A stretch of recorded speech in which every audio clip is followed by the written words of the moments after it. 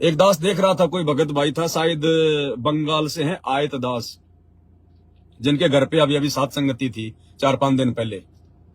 तो अभी शायद उनका कोई आरती का वीडियो आ रहा था दास के पास में, तो उन्होंने परमात्मा का दरबार नीचे जमीन पर लगा रखा है। भाई ये गलती ना करें भगत जी, ये गलती ना करें। भले आप कुछ भी करें, चाहे आपको टेबल ले आओ यार, रोज 400-500 1000 रुपए की टेबल आती है, एक टेबल ले आओ, परमात्मा की टेबल रख दो, टेबल के ऊपर भगवान का दरबार रखो।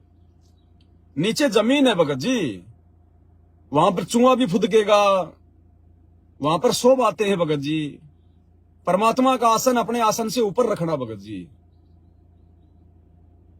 तो चाहे कोई ड्रम पे रखो, चाहे कोई टेबल ले आओ, कहीं भी कुछ भी कर लो, छोटा लगा लो दरबार, लेकिन भगवान को नीचे जमीन पर आसन भगत जी नहीं।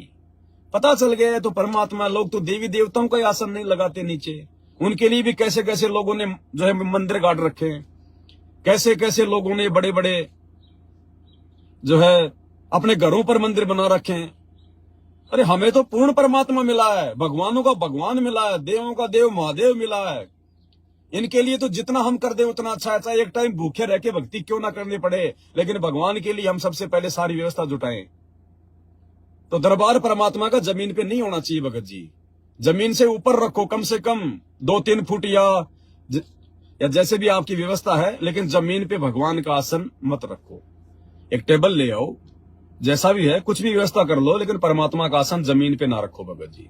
अगर किसी भाई बहन ने परमात्मा का बेड नीचे जमीन पे लगा रखा है तो ठीक है, अगर 2-4-5-10 दिन अगर आपकी अगर कोई अच्छी अगर व्यवस्था नहीं है तो कोई दिक्कत नहीं, लेकिन बाद में तो चाहे छोटा बेड बनवा लो, हल्का बेड बनवा लो, कोई दिक्कत नहीं है। परमात्मा कहते हैं गुरु को राखिए शीश पर और चलिए आज्ञा माही, कहे कबीर उस भगत को फिर 3 लोक भय नाही। तो परमात्मा का आसन तो सबसे ऊपर होता है, सबसे ऊपर शीश पर होता है।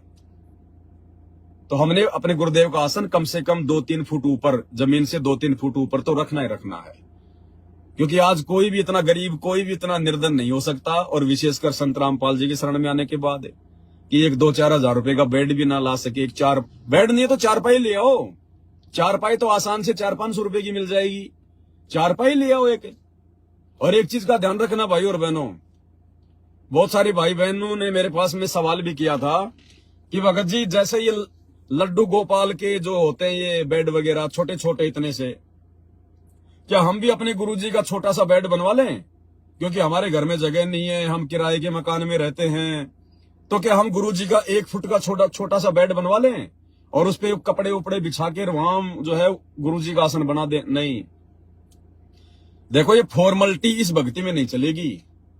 ये फॉर्मलिटी की बातें फॉर्मलिटी वाले भगवानों के लिए चलती हैं। लड्डू गोपाल है वो फॉर्मलिटी वाले भगत हैं, वो फॉर्मलिटी वाले भगवान हैं, वो कोई परमात्मा नहीं है, वो डमी गॉड है।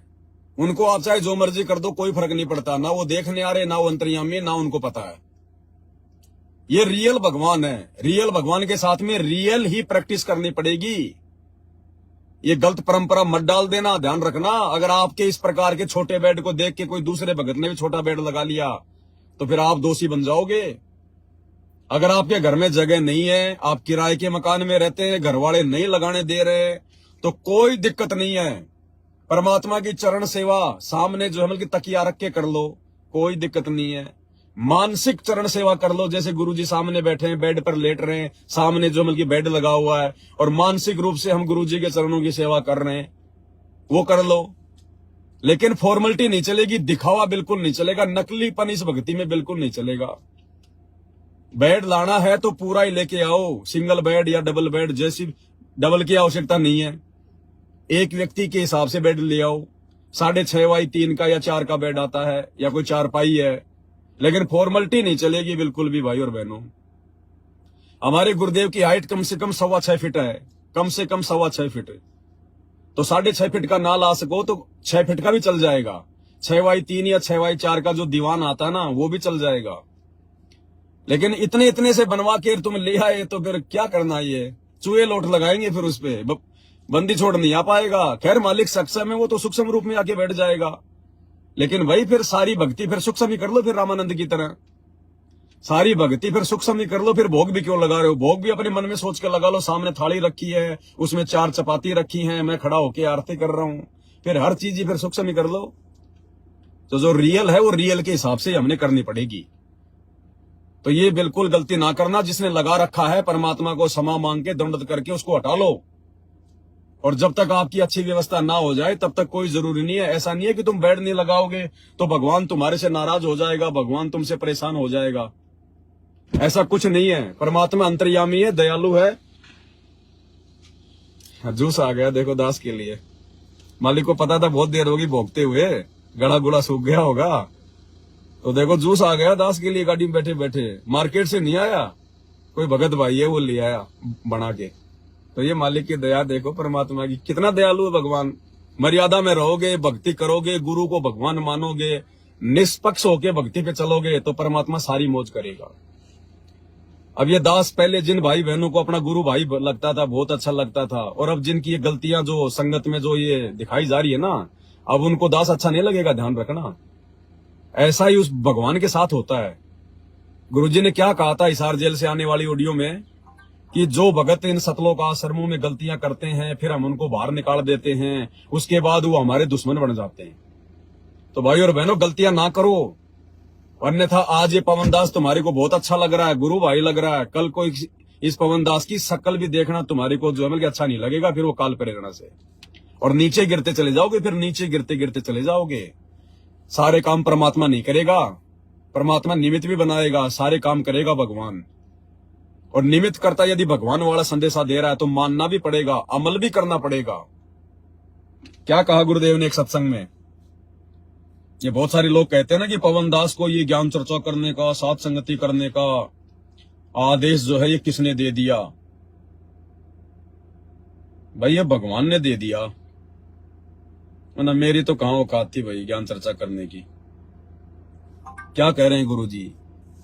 जो पुराने भगत हैं और जो अच्छी अच्छी बातें बताते हैं तो ध्यान से सुनो, और तुम्हारी आत्मा गदगद हो जानी चाहिए कि देखो कितना अच्छा ज्ञान दिया मेरे गुरुजी ने इस भाई को। ये ज्ञान इस भाई का नहीं है, ये ज्ञान मेरे गुरुजी का है। और गुरुजी कह रहे हैं अगर भगत भी है, नाम भी ले रखा, वो भी अगर अच्छी अच्छी बातें बताता है तो ध्यान से सुनो, आत्मा गदगद हो जानी चाहिए। और उसके प्रति एज ए गुरु भाई तो हमारी आस्था हो सकती है, एज ए गुरु भाई तो आस्था हो सकती है, लेकिन एज ए गुरु आस्था नहीं करनी कि फिर उसी भगत के जो है वो दंडोत मारने लग जाओ, ये तो बहुत अच्छा भगत से फलाना दिखना, उसके जो अमल के चरण छूने लग जाओ। गुरुजी कहते हैं फिर ये काल काम बिगाड़ देता है। इसलिए गुरु भाई बहनों की जो मर्यादा है हमने वहीं तक सीमित रहना है, वहीं तक। ये जो अश्लील जो ये चैटिंग की है ना इन दोनों आत्माओं ने, ये चाहे तुम अपने गुरु भाई बहनों को आपस में दंडोत कर लो, चाहे मोबाइल पे गंदी चैटिंग कर लो, आपस में बात एक ही है, मर्यादा बराबर की टूट रही है। तो क्या कह रहे हैं गुरुदेव? ये सात संगति का, ज्ञान चर्चा का आदेश दे रखा भगवान ने। वीडियो आज का नहीं है, ये वीडियो उस समय का है जिस समय पवन दास ने नाम दीक्षा भी नहीं ली थी। लेकिन समझ नहीं पाए वो पुराने भाई बहन, समझ नहीं पाए जो गुरुजी के साथ में रहते थे रात दिन, समझ ही नहीं पाए। इस दास को दी परमात्मा ने थोड़ी सी सद्बुद्धि। अब भाई दी है तो दास तो जम के फायदा उठाएगा। अगर भगवान ने कोई चीज सेवा के लिए दी है तो ये दास तो जबरदस्त जम के फायदा उठाएगा। फिर दास मौका नहीं चुकेगा, फिर चाहे कोई राजी रहो चाहे कोई खुश रहो। और आपने नाम ले रखा है और फिर कोई चर्चा चलती है, ऐसी कोई बात नहीं, फिर भी सुनो। और कोई पुराना भक्त है वो अच्छी अच्छी बातें बताएगा तो बहुत अच्छी बात है, गदगद हो जाओ कि मेरे गुरुजी ने कितना अच्छा ज्ञान दिया हुआ इस बच्चे को, भाई को, बहन को। और ये सब गुरुजी का ही दिया हुआ ज्ञान है, इसका नहीं है। और कोई पुराना भक्त है वो अच्छी अच्छी बातें बताएगा तो बहुत अच्छी बात है, गदगद हो जाओ कि मेरे गुरुजी ने कितना अच्छा ज्ञान दिया हुआ इस बच्चे को, भाई को, बहन को। और ये सब गुरुजी का ही दिया हुआ ज्ञान है, इसका नहीं है। बच्चों आंख खोल लो, परमात्मा की श्रद्धा को संभाल लो, कुर्बान हो जाओ, लिपट जाओ दाता के चरणों में। हे भगवान और जीवन ना बढ़ाई, परमात्मा आपको मोक्ष दे, सदा सुखी रखे। सत साहिब।